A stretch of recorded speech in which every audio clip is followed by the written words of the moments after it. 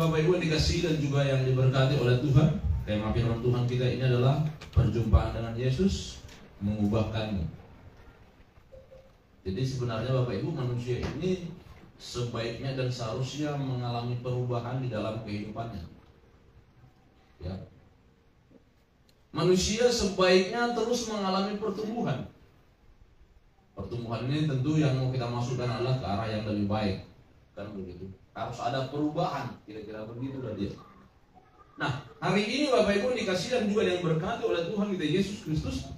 Cerita ini adalah cerita tentang Zakheus yang mengalami sebuah perubahan di dalam kehidupannya.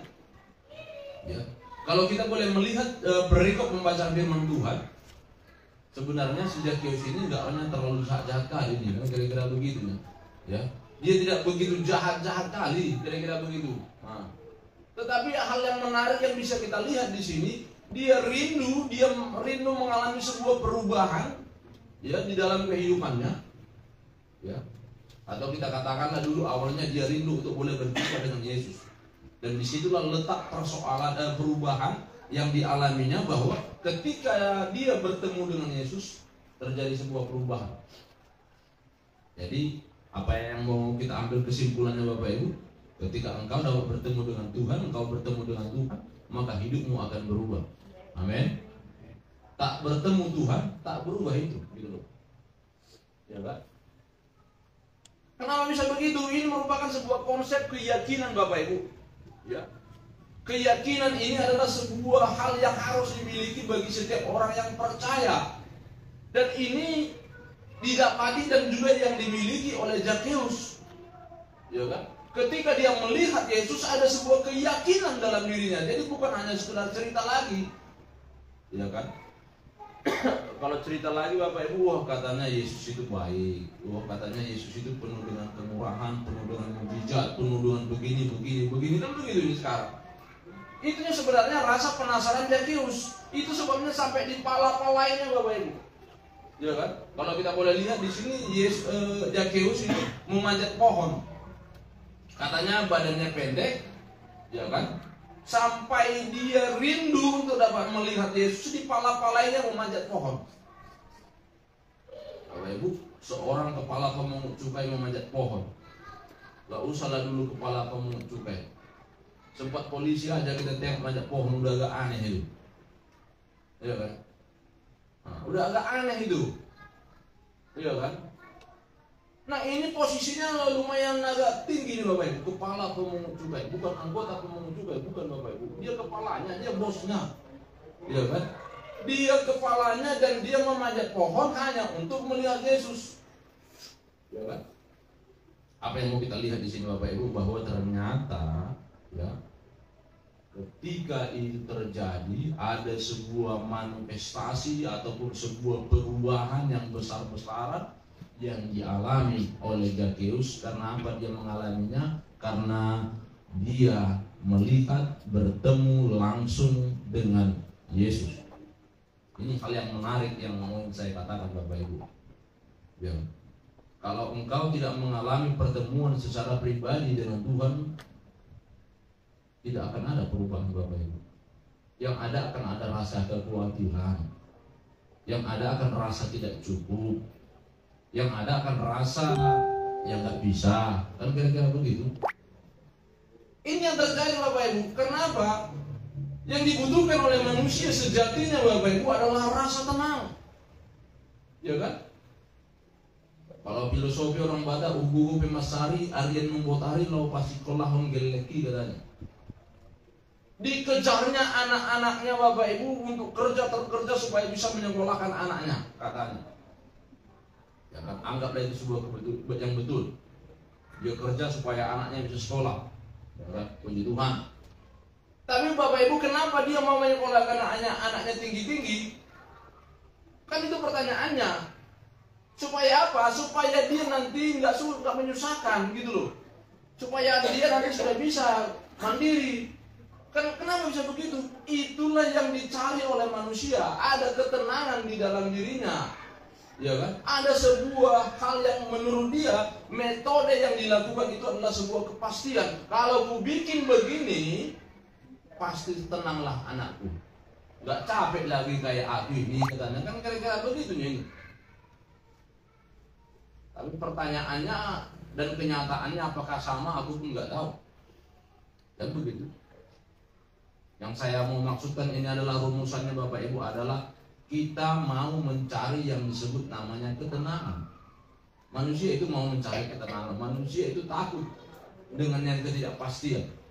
Itu sebabnya filosofi orang Batak itu sampai sekarang itu melekat. Kerja dia siang malam, ya kan? Sampai kayak mana supaya anakku ini bisa sekolah. Ya, saya tidak menyalahkan itu Bapak Ibu. Saya tidak berani. Ya bisa saja memang itu cara yang terbaik. Tetapi apakah itu yang paling benar menurut Tuhan? Ya kan begitu. Tapi yang bisa kita lihat di sini Bapak Ibu, ketika dia Zakheus ini bertemu dengan Tuhan, rasa khawatirnya ini hilang Bapak Ibu. Buktinya apa? Dia bagikan hartanya gitu loh. Ini buktinya. Dia nggak takut lagi, ini kayak mana? Kalau kurang nanti kayak mana? Biasanya Bapak Ibu, kalau yang namanya pemungut cukai ini selalu kurangnya ini. Yang mana bisa dikokangnya, yang mana bisa ditembaknya, tembaknya ini. Yang mana bisa disikatnya, disikatnya ini. Kan begitu, Alkitab bilang mencatatkan rata-rata semua pemungut cukai melakukan tindakan itu. Nah, tiba-tiba ketika dia bertemu dengan Tuhan, dia bagi-bagikan ini. Lalu maksudnya apa Bapak Ibu? Saya tidak mau mengatakan dan mau mengajak kita, saya hanya mau menggambarkan hidup. Ketika engkau bertemu dengan Tuhan, engkau akan memperoleh ketenangan dalam kehidupanmu. Itu sebabnya Bapak Ibu bisa kita lihat ketika para murid mengurung diri dalam sebuah ruangan ketika Yesus pada waktu itu sudah bangkit di antara orang mati, ya kan? Lalu Yesus datang, tiba-tiba datang dan dia berkata kepada murid-muridnya, damai sejahtera bagimu, ya kan? Allah memberikan damai sejahtera itu bagi para murid-murid yang sedang mengalami kecemasan dan ketakutan. Para murid-murid bertemu dengan Yesus. Dan ini Zakheus juga bertemu dengan Yesus. Lalu dia mengalami sebuah kedamaian, ketenangan di dalam kehidupannya. Ini Bapak Ibu yang sulit gitu loh, ya kan? Ini juga merupakan sebuah hal yang sulit. Karena apa? Kita terus manusia ini dilanda dengan rasa takut, rasa cemas, ya. Rasa tidak cukup. Ini yang terjadi di dalam kehidupan kita. Nah, ini Bapak Ibu yang mau saya katakan tadi, yang mau kita boleh lihat tadi, ketika dia bertemu dengan Yesus ada sebuah perubahan, dia berubah gitu. Itu tandanya Bapak Ibu. Berarti kalau belum berubah, berarti kadang-kadang kita bisa faktor Bapak Ibu belum bertemu atau memang sudah bertemu tapi tak mau berubah. Ya kan? Kita sudah bertemu dengan Tuhan, ya kan? Secara pribadi, tetapi kita tidak mau berubah. Banyak Bapak Ibu, banyak orang yang tidak mau berubah hidupnya, ya kan?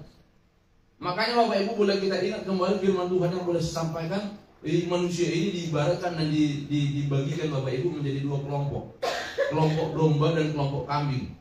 Sama ini Bapak Ibu, sama-sama hewan berkaki empat, berkuku belah, ya kan? Tapi pada akhirnya Bapak Ibu apa yang terjadi? Manusia itu dibagi dalam dua kelompok, kelompok domba dan kelompok kambing. Sama-sama dipelihara, sama-sama dijaga, tapi caranya berbeda. Kalau kelompok domba dia Bapak Ibu, ketaatan dan kepatuhan ada. Kalau kelompok kambing lebih banyak dia keinginannya dia yang mau dipenuhi. Nah, Bapak Ibu dikasihi oleh Tuhan Yesus Kristus, ini merupakan sebuah perenungan yang menarik yang mau kita lihat di dalam kehidupan kita pada hari ini. Ya. Perubahan yang drastis yang dialami oleh Zakheus pada waktu itu. Ya. Perubahan yang drastis yang nyata yang boleh kita lihat. Ternyata apa Bapak Ibu? Keterbatasan yang dialami oleh Zakheus itu tidak menjadi halangan bagi dia untuk mengalami perubahan dalam kehidupannya. Ya. Pekerjaannya Bapak Ibu ternyata tidak menghalangi dia untuk berubah. Ya kan? Harta yang dia miliki ataupun kondisi yang dia miliki, yang dia punyai, tidak menjadi halangan bagi dia, Bapak Ibu, untuk berubah.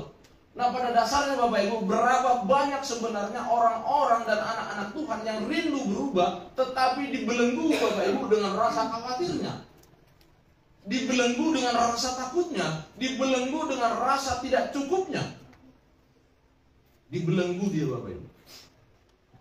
Dan yang paling kuat Bapak Ibu, biasanya orang membelenggu adalah uang.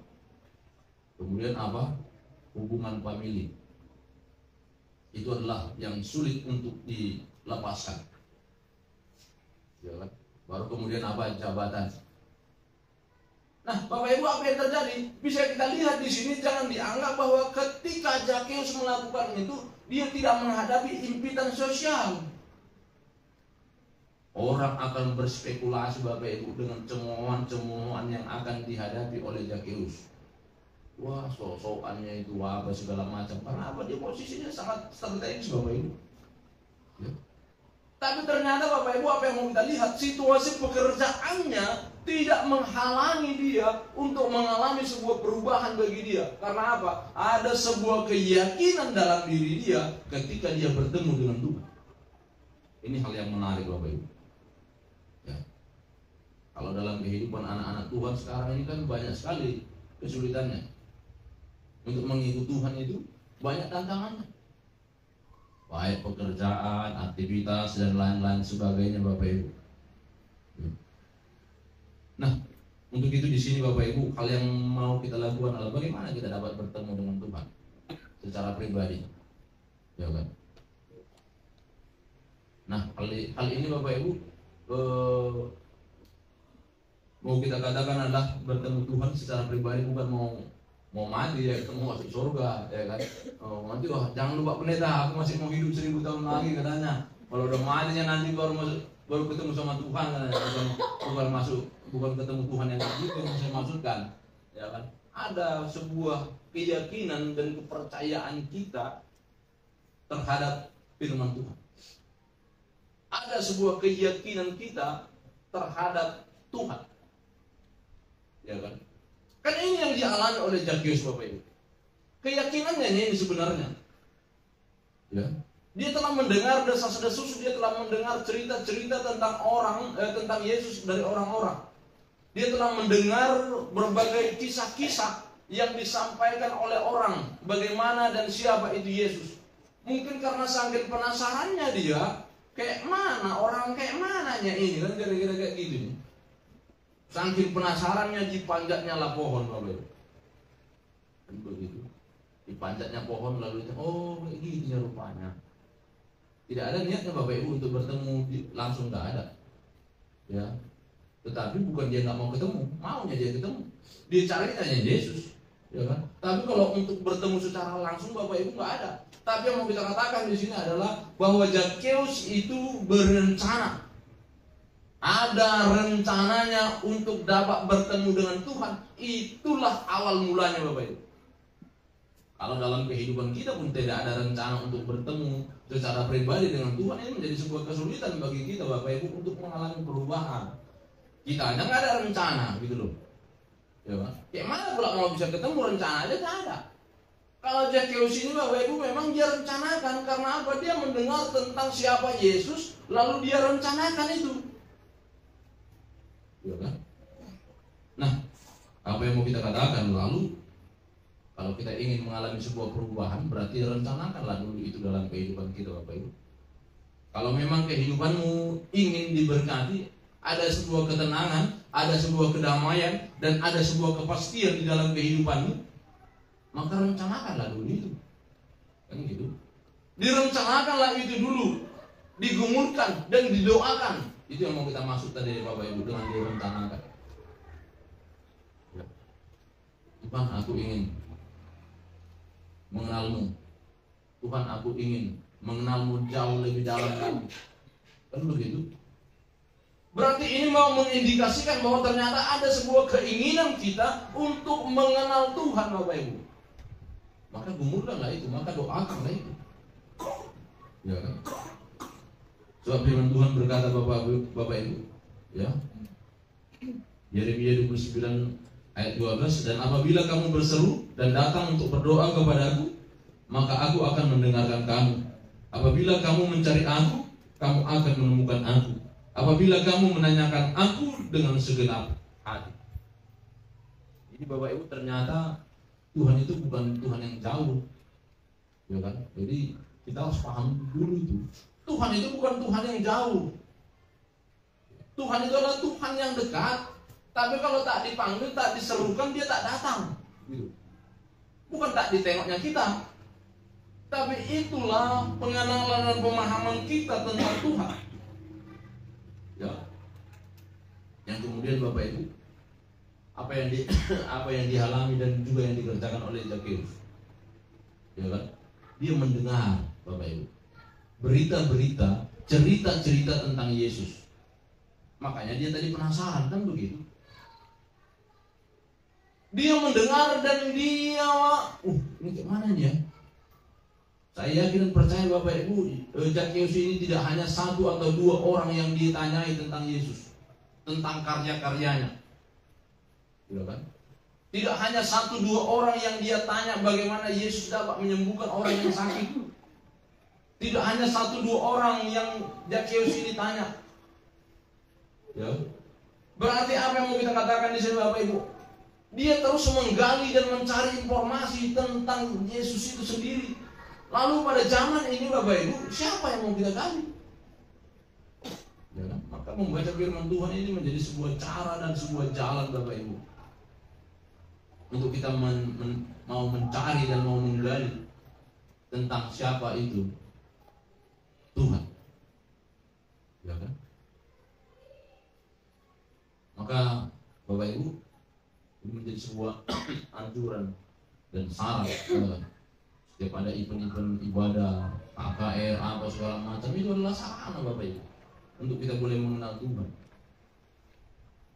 Itu menjadi sebuah sarana Bapak Ibu, membaca firman Tuhan, mendengarkan khotbah, mendengarkan firman Tuhan dan lain-lain sebagainya. Itu adalah sarana kita untuk mencari tahu Tuhan siapa.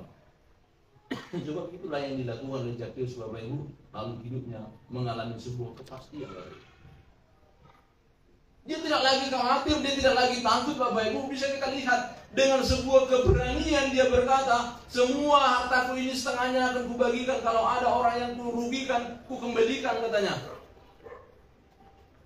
Apa enggak merasa sayang dia itu? Gitu. Tapi dia dengan tegas mengatakan itu Bapak Ibu. Dengan tegas dia berkata itu. Baru yang berikutnya Bapak Ibu, komunitas. Ya. Firman Tuhan berkata, sebab di mana 2-3 orang berkumpul dalam namaku, di situ aku ada di tengah-tengah mereka. Berkumpul, 2-3 orang berkumpul, ya kan? Dalam namaku. Jadi banyak orang yang berkumpul, tapi bukan nama Tuhan yang ada di situ, ya kan? Maka inilah Bapak Ibu yang mau kita katakan tadi. Bagaimana kita mau menciptakan sebuah kelompok, bagaimana kita mau menciptakan sebuah komunitas agar kita dapat mengalami sebuah ketenangan. Hal yang luar biasa Bapak Ibu, dan juga ini menjadi sebuah perenungan di tengah-tengah kehidupan kita. Banyak orang disusahkan dan dilelahkan dengan melakukan pekerjaan-pekerjaannya, ya. Padahal melakukan pekerjaannya itu kira-kira manfaatnya apa? Ya kan? Kalau kita membaca kitab Pengkhotbah Bapak Ibu, Pengkhotbah pasal 3 dikatakan bahwa itu segala sesuatu adalah sia-sia, ibarat usaha menjaring dan menangkap angin. Apapun yang kau lakukan di muka bumi ini adalah sia-sia. Kau kerja adalah sia-sia. Kau bersihkan rumah adalah sia-sia. Kenapa? Kotor lagi nih. Kan begitu. Sia-sia dia. Kenapa bisa jadi sia-sia? Ya memang sia-sia karena kotor lagi. Lalu apakah kita tidak boleh membersihkan rumah? Bukan di situ masalahnya Bapak Ibu. Jangan gara-gara itu hatimu jadi tidak tenang. Kan tujuannya tadi untuk mencari ketenangan dan kedamaian. Orang bekerja tujuannya Bapak Ibu supaya apa? Supaya dia punya duit, lalu punya duit bisa tenang. Lalu dia kerja tak tenang, untuk apa jadinya? Kan ya, Ada orang pergi mau beribadah, sampai beribadah di tujuannya tenang, tapi di dalam tidak merasakan ketenangan. Karena apa? Banyak hal. Yang lainnya pula dibicarakan, yang lainnya pula didiskusikan, akhirnya tidak tenang. Kan begitu. Itulah yang dikatakan oleh kitab Pengkhotbah. Jadi segala sesuatunya menjadi sia-sia kalau tidak dilakukan di dalam Tuhan. Nah, untuk itu di sini Bapak Ibu yang dikasihi dan juga yang diberkati oleh Tuhan kita Yesus Kristus. Hal yang menarik yang ingin saya katakan bagi kita, milikilah perjumpaan dengan Tuhan. Milikilah perjumpaan dengan Tuhan di dalam kehidupanmu. Maka yakinkanlah hatimu Bapak Ibu, ketika engkau memiliki perjumpaan dengan Tuhan, maka damai sejahtera itu akan diam dan tinggal dalam dirimu. Akan ada sebuah kepastian, akan ada sebuah keyakinan bahwa atas apa yang engkau alami, apa yang engkau rasakan, kau akan yakin Tuhan akan boleh menolong dan memberkati. Kiranya Tuhan memberkati kita semuanya. Amin. Kita berdoa.